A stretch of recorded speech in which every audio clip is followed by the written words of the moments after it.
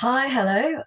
This is just a quick video to let you know that today we are looking at doing some live videos in the garden about some things that we are looking at doing. It's the summer holidays and I'm trying to teach my children some new things, and I will be brutally honest that I don't have all of the necessary PPE, which is personal protective equipment. And I'm going to say it's because familiarity breeds contempt. And although I've not used this equipment before, I've used something very similar to it in the past. So today we're going to have a full gardening day, me and my little ones, weather permitting. And we're going to teach some tricks of the trade and things that I used to do when I was a landscape gardener full time. To improve the garden in the property that I'm currently renting.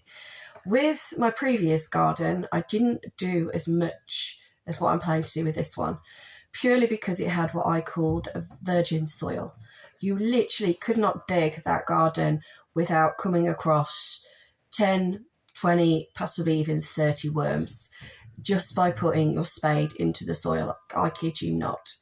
So although when I first moved into the previous property that I rented for a decade, it did need obviously a quick dig over to remove anything that was diseased or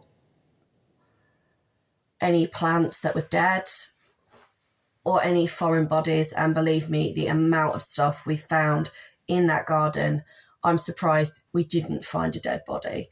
In fact, because of the size of the garden, you probably could have hidden more people in my garden than what Fred West did in his.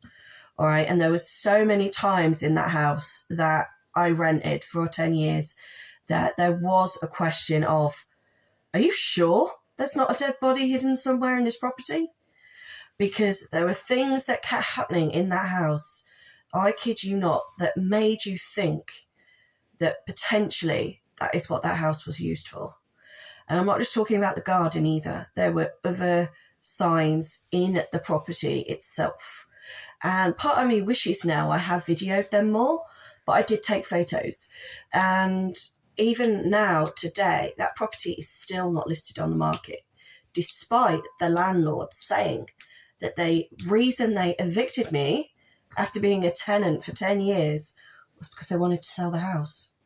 So why is it still not on the market? Why is it still not for sale? So anyway, we are going to be doing some gardening and we're going to be talking about a few things, and hopefully you'll find it useful. Bye for now.